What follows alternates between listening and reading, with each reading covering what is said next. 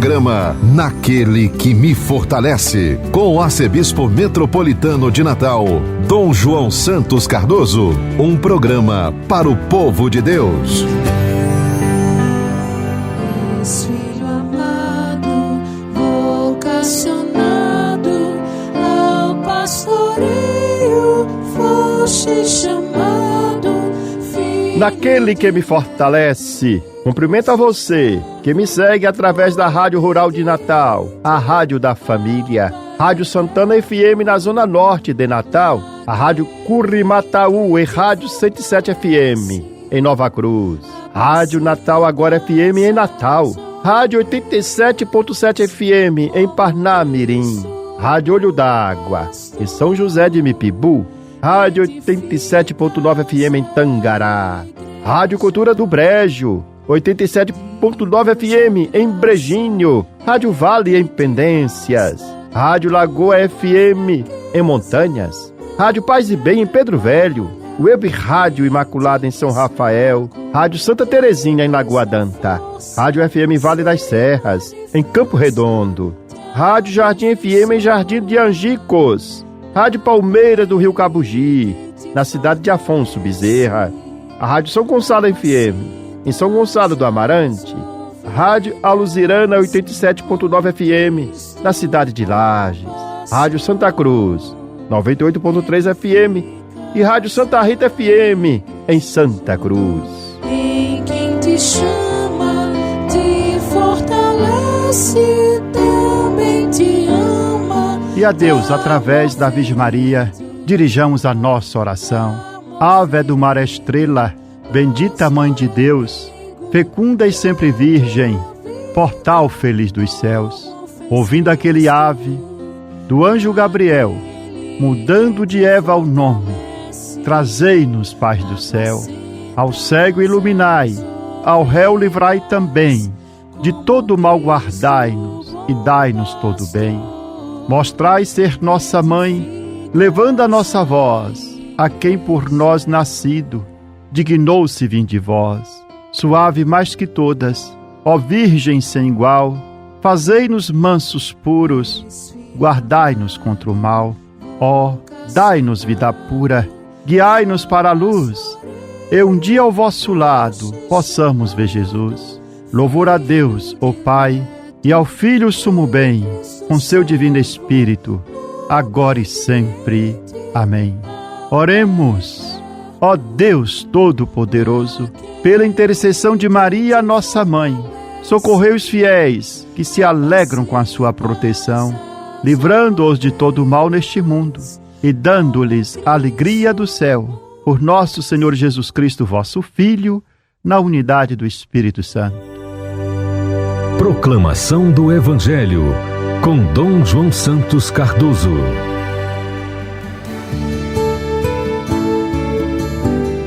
Nesse 27º domingo do tempo comum, o evangelho proclamado em nossas liturgias é o de São Lucas, o capítulo 17, o versículo de 5 a 10. Assim narra o evangelista. Naquele tempo, os apóstolos disseram ao Senhor: aumenta a nossa fé.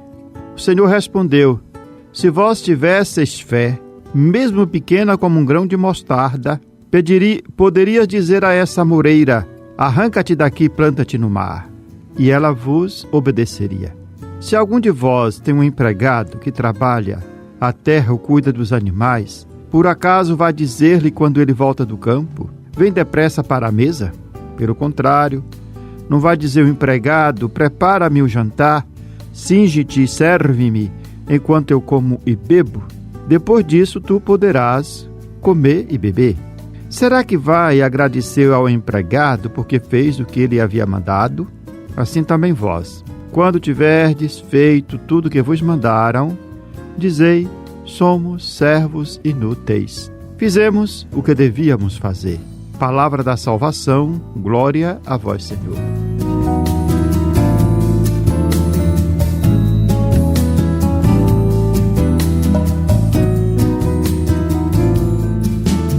O evangelho deste domingo apresenta o tema da fé, introduzido pelo pedido dos discípulos: aumenta a nossa fé? Jesus responde a esse pedido com 2 imagens: o grão de mostarda e o servo disponível. Nosso Senhor afirma: se tivesseis fé, ainda que pequena como um grão de mostarda, poderias dizer a esta moreira: arranca-te daqui e planta-te no mar, e ela vos obedeceria. A moreira é uma árvore robusta, de raízes profundas e resistentes ao vento. Portanto, Jesus quer mostrar que a fé, mesmo sendo muito pequena, possui uma força extraordinária. Ela é capaz de até arrancar uma árvore frondosa como uma moreira. E mais ainda extraordinário, pode transplantá-la para o mar. Algo humanamente impensável. Isso tudo, nosso Senhor usa essas analogias para nos fazer compreender que nada é impossível a quem tem fé. Por quê?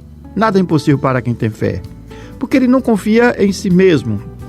A sua fé o leva a confiar completamente em Deus. E Deus tudo pode. A fé comparável ao grão de mostarda não é soberba nem autoconfiante. Não procura exibir-se como a de um grande crente, que por vezes se contradiz na forma de agir, apesar da bela imagem que às vezes tenta aparentar. A fé do tamanho de um grão de mostarda é humilde. Reconhece a própria necessidade de Deus. Aqui que está a grande questão que nos importa. A fé pequenina, ela é humilde e reconhece que nós necessitamos de Deus.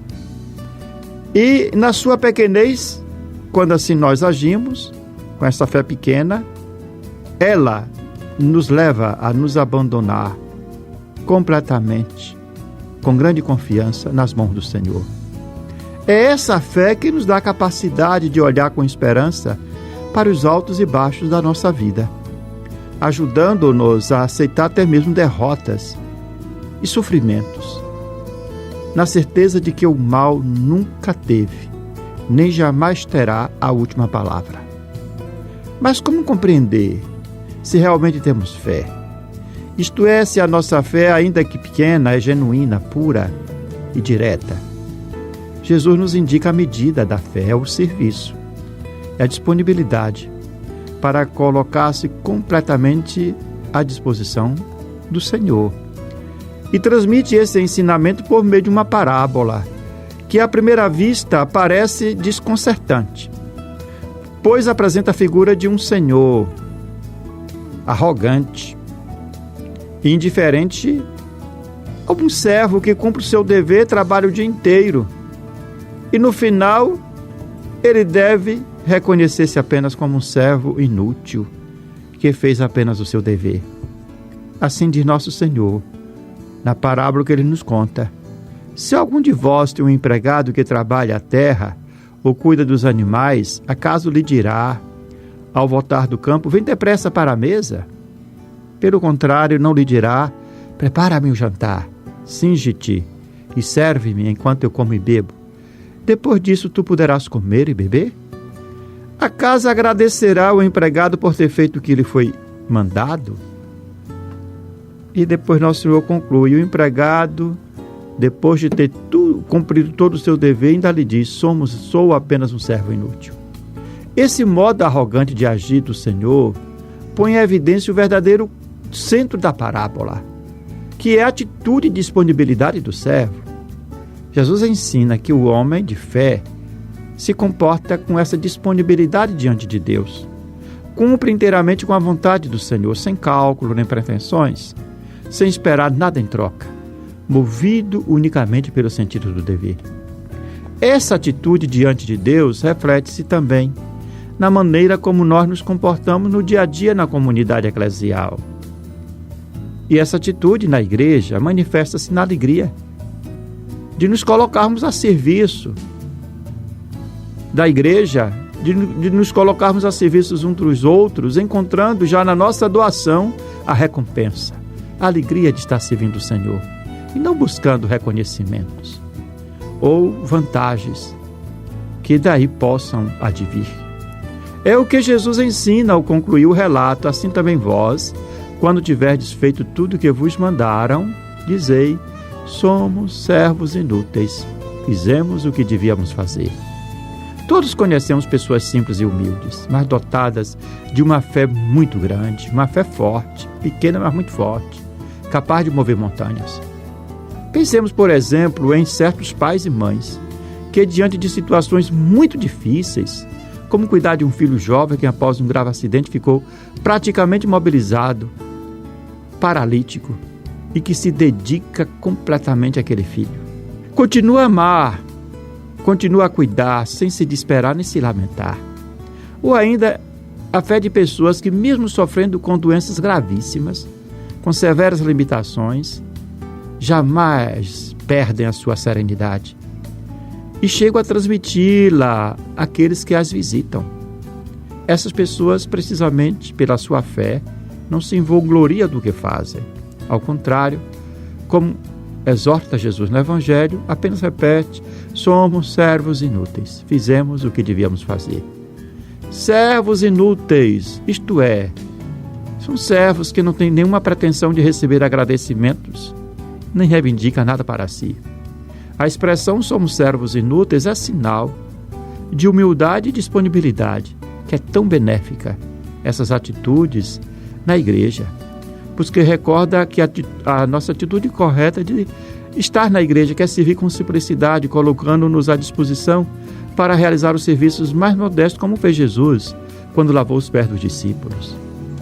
Nós estamos celebrando o mês de outubro, um mês dedicado às missões. Rezemos pelos nossos missionários, missionárias, que para anunciar o Evangelho não medem esforços para superar obstáculos de todo tipo, não pensam em si mesmos e verdadeiramente oferecem a própria vida pela missão. Também nós devemos estar disponíveis para anunciar o Evangelho. Como esse servo, que serve dedicadamente na vinda do seu Senhor. E devemos também estar atentos às palavras que São Paulo dirige a Timóteo, quando diz a Timóteo: não te envergonhe do testemunho de nosso Senhor, nem de mim, seu prisioneiro, mas sofre comigo pelo Evangelho, fortificado pelo poder de Deus. É a segunda carta de São Paulo a Timóteo, capítulo 1, versículo 8. Do mesmo modo, cada um de nós, em nossa vida diária, devemos dar testemunho de nosso Senhor Jesus Cristo com aquela força que vem de Deus, que é a força da fé, que ela pode ser pequenina, mas mesmo pequena ela é muito forte, capaz de realizar coisas extraordinárias. É com essa força que nós podemos testemunhar Jesus Cristo, sendo cristãos que pela vida e pelo exemplo falam dele. E de onde vem a nossa força?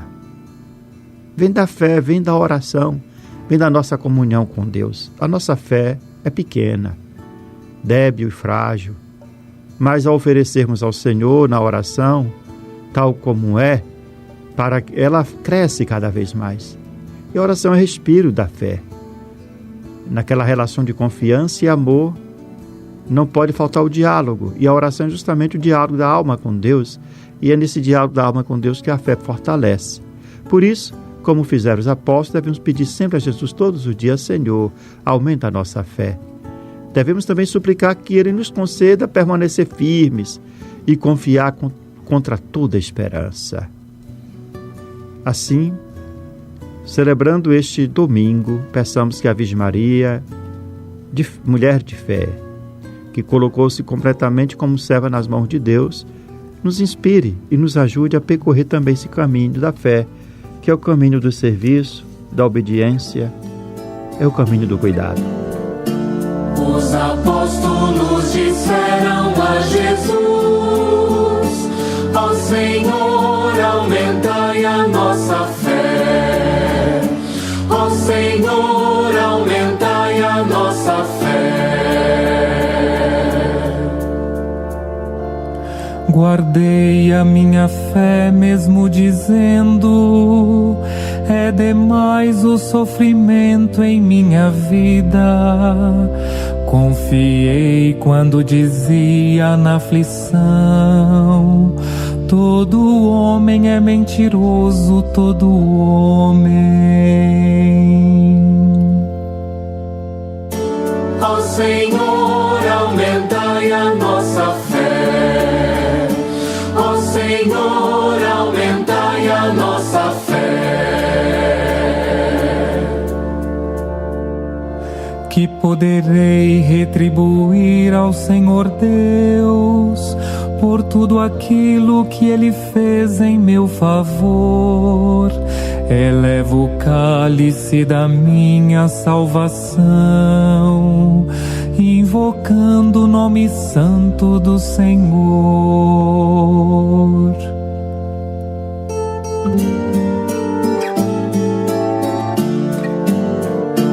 Os apóstolos disseram a Jesus: ó Senhor, aumentai a nossa fé. Ó Senhor, aumentai a nossa fé. Você está ouvindo Naquele que me fortalece, com Dom João Santos Cardoso. Palavra que evangeliza. Quando a vida fala mais do que as palavras, estas se calam, tornam-se frágeis e, por fim, repousam como morada silenciosa do mistério. Há sentimentos que escapam às malhas da linguagem.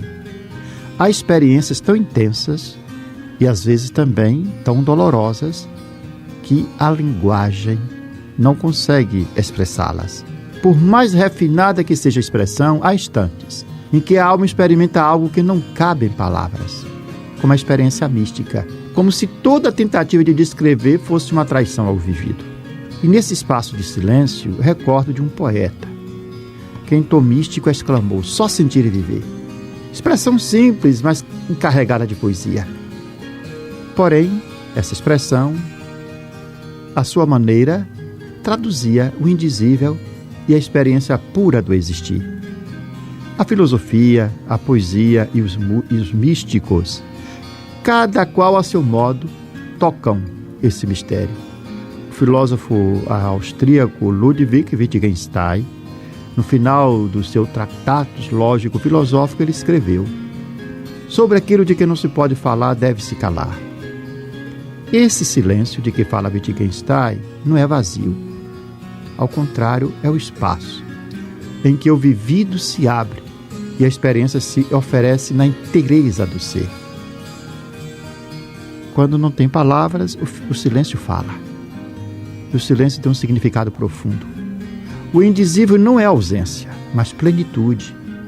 É um transbordar que ultrapassa os limites da linguagem. Do mesmo modo, também, o poeta português Fernando Pessoa, em um de seus fragmentos, observou: sentir é estar distraído. Ele percebia que sentir não se resume a analisar ou racionalizar, mas a mergulhar no instante com uma espécie de inocência. Quando tentamos traduzir em conceitos o que é puro sentir, o momento já nos escapou.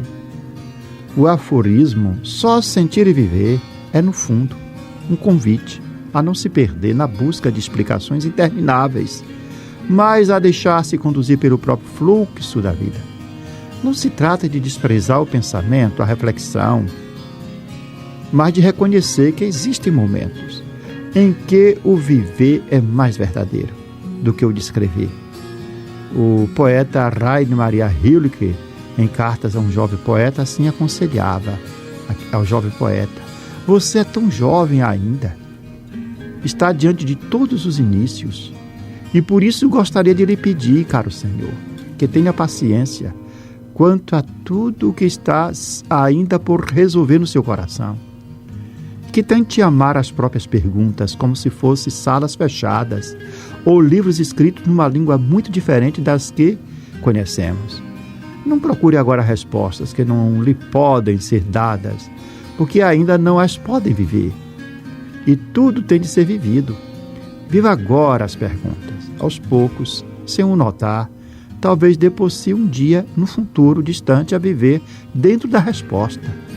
Talvez traga em si a possibilidade de criar e dar forma, e talvez venha a senti-la como uma forma de vida particularmente pura e bem-aventurada. Nessa citação, o verbo central é viver, não explicar. A vida amadurece no compasso do sentir, não na pressa do compreender. O pensamento de Rilke convida a mudar o olhar diante das incertezas. Em vez de tratar as perguntas como incômodos, é mais sábio acolhê-las como companheiras de jornada. O essencial não é obter logo uma resposta, mas permitir que a vida, em seu ritmo próprio, amadureça dentro de nós. Assim, as respostas não surgem de modo repentino ou definitivo, mas se revelam silenciosas no tecido do viver. A máxima "só sentir e viver" aponta para uma sabedoria simples e profunda. A vida não é um enigma a ser decifrado, mas um dom a ser acolhido. Como ensina nosso Senhor, a cada dia basta o seu cuidado.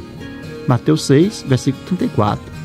O instante, quando vivido em plenitude, já é uma revelação. E talvez seja isso que nos falta em tempos de pressa e de papéis sociais acumulados.